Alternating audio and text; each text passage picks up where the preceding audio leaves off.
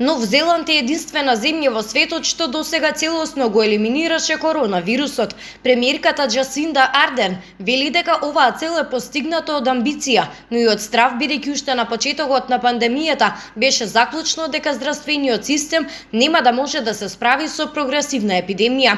Одговорот на Нов Зеланд на појавата на COVID-19 и пандемијата беше меѓу најуспешните во светот, пред Кина, Тајван и Тајланд. Оваа земја со 5 милиони жители има само 25 смртни случаи кај ковид пациенти и вкупно 2100 заразени лица.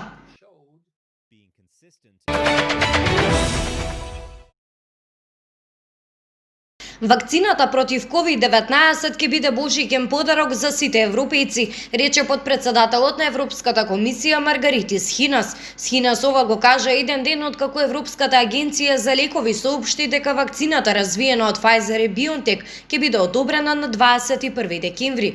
Вакцината ќе биде божиќен подарок за сите граѓани на нашиот континент, рече подпредседателот на Европската комисија во интервју за Ла Република.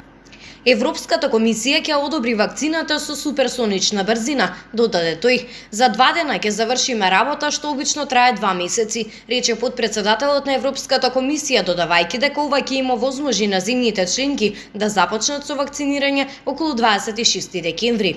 Италија, Германија, Франција, Шпанија, Белгија, како и Холандија, Луксембург и Швајцарија во вторникот објавија дека ќе го координираат почетокот на кампањата за вакцинација.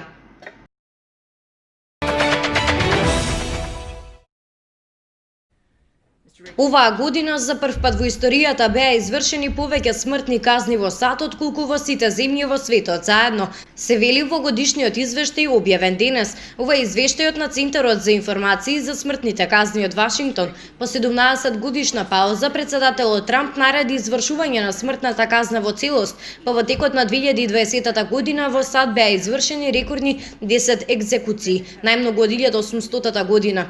Ова никогаш порано не е видено, дури да не се надеваме дека ќе се случи вакво нешто и веројатно ќе помине многу време пред да се повтори, ако некогаш се повтори, рече Роберт Данам од Центарот за информации за смртни казни со седиште во Вашингтон.